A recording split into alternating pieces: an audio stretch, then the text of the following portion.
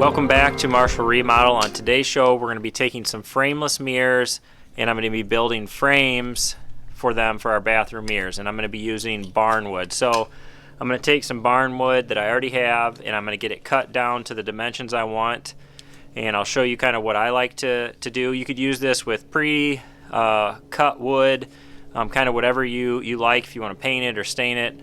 My preference on this project is to use barnwood.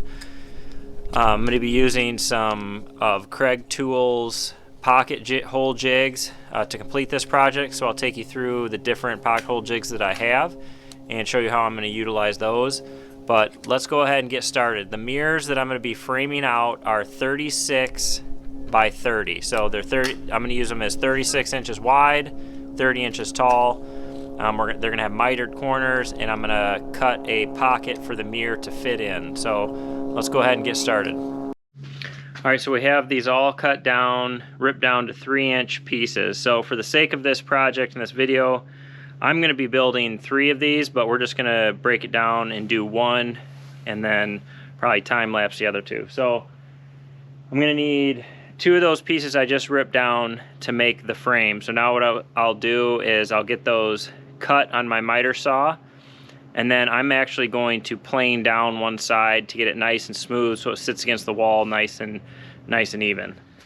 Alright, so we have 4 pieces kind of cut somewhat to a normal size. I need 2 at 40 inches and then 2 at, I believe, 34 inches. So I have 1 over there that's long enough for a 40, 1 here that's long enough for 40, and then 2 that are long enough for the 34s. So we're going to cut all the miters in these, and then we'll lay them out and set up for grooving these out.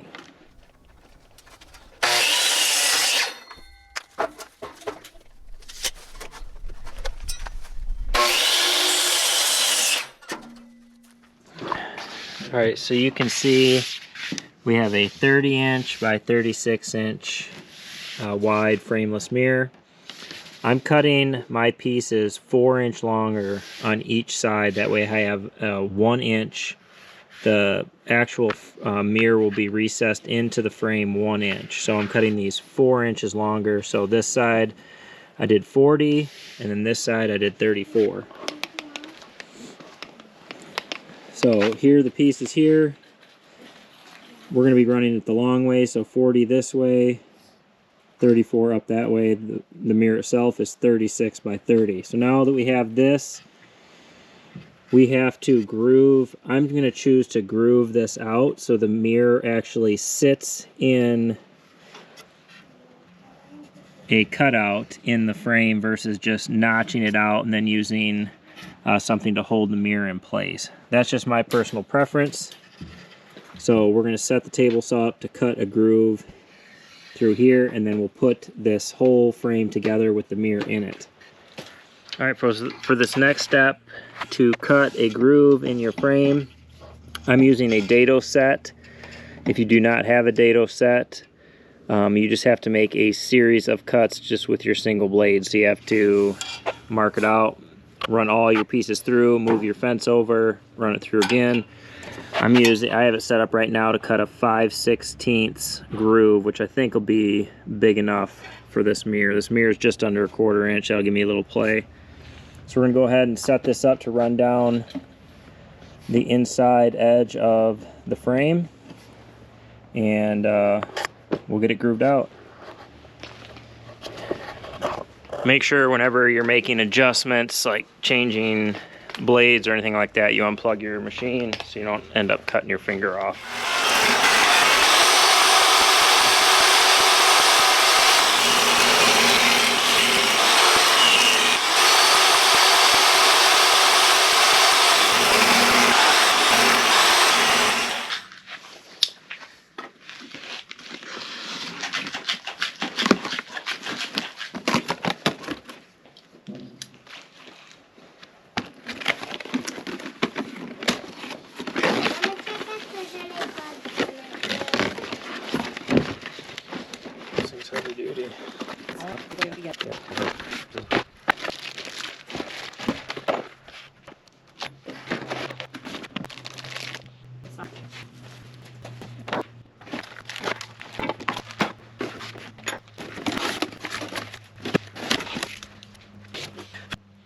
Alright, the Kreg tool pocket hole jig that I'm using is the 720 Pro.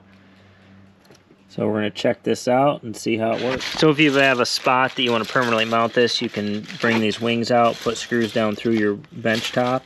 I'm just going to temporarily use this, so it comes with this clamp.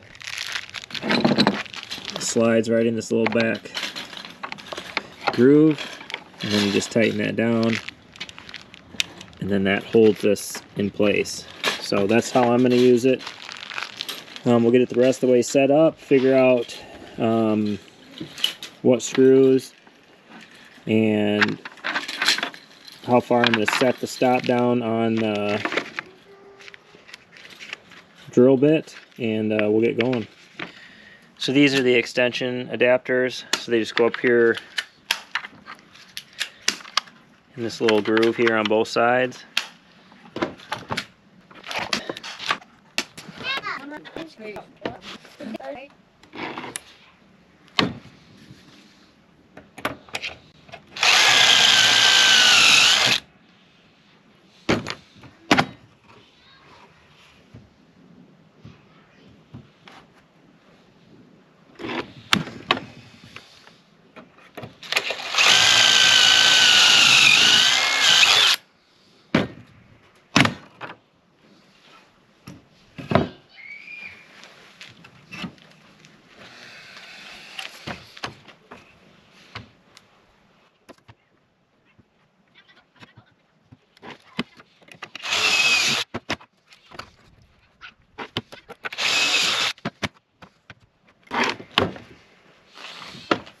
Alright, so the first one I had set it at a 1/2 inch, and because it's on an angle, my inside hole is going to be shallower. Now I'm going to take this and set it down to 3/4. And with these miter cuts, you just kind of have to figure out what works. You know, make a couple test pieces and see what works.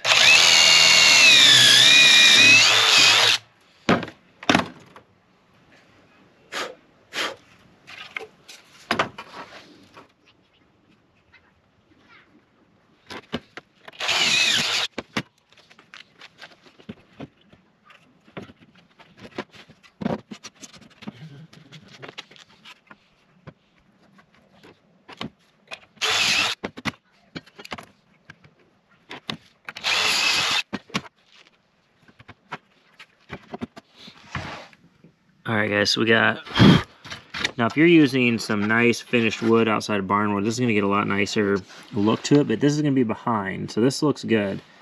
And this will miss my groove, these two here. So what I'm going to do, since you're not going to see this, is right here, I'm going to put a pocket hole and then use a 2.5 inch screw, and I'm going to go down through the top into here, and that will hold this also that way, and you'll never see this hole here at the top or the bottom. So it's just a little added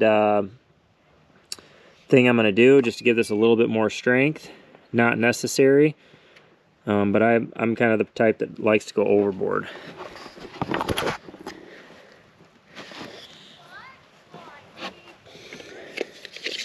I'm 1 inch deep there. So I just need to stay right there.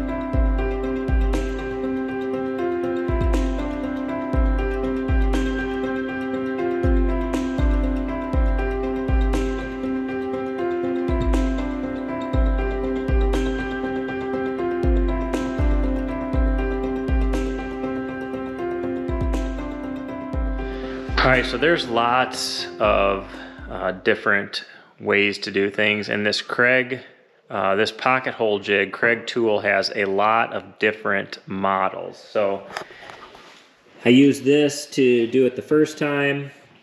With these next frames, I'm going to show you how to do it with just this simple, this is probably the cheapest model they have, and you can use it with a C-clamp. But I have this set with my drill and stop, so that all I have to do is line this corner up, and then an 1¼ screw will work perfect. So I can just press this down with the palm of my hand and do my 2 holes really quick while it's in place here right on the table. So this is one of those things where application is everything. Sometimes the simpler tool is more effective. This was very effective, but it was a little more complicated in lining up my marks, because you have to remember, I have to miss my groove. So this makes it pretty simple, and I'll show you right now how I do it on this corner right here. So I'll set it right here on the edge. Then I'll take the palm of my hand,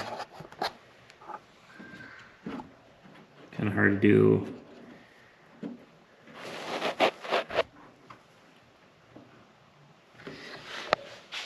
and just hold it down like this and then drill the hole.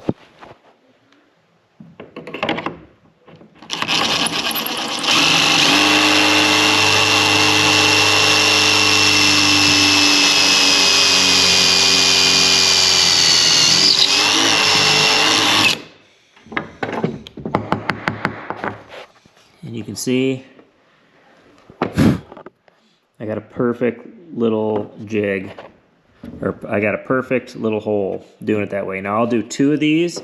So the next one, I'm just going to step up a little bit, line that corner up, and do it again. And then I know I'll measure to make sure I'm down 1 1/8 so I don't get into that groove.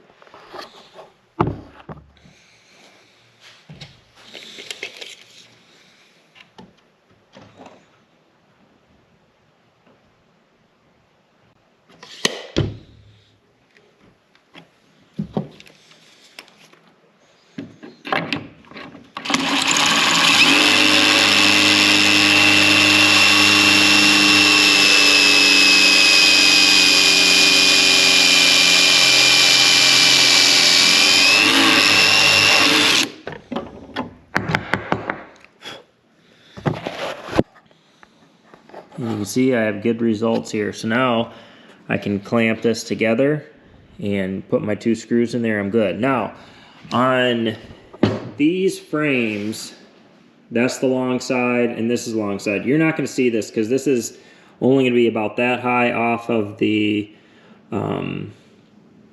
vanity top, and then that will be too tall that you won't be able to see. So what I'm going to do is take another bit, and I'm going to put a pocket hole just straight in, just under those, and use a 2½ screw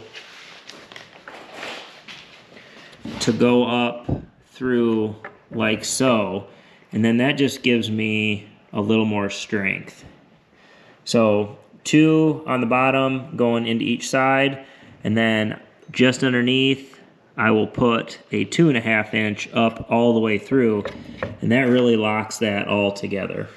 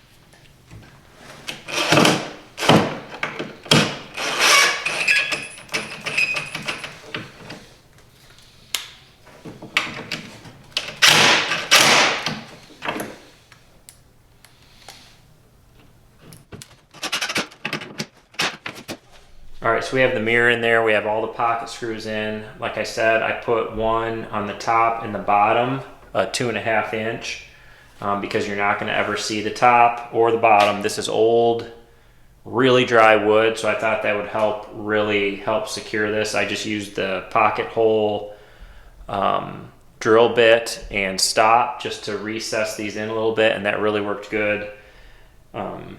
But now we're ready to hang this, so we'll take this up to the bathroom, we'll mark our stud locations, put hooks on it, and we'll get it hung up.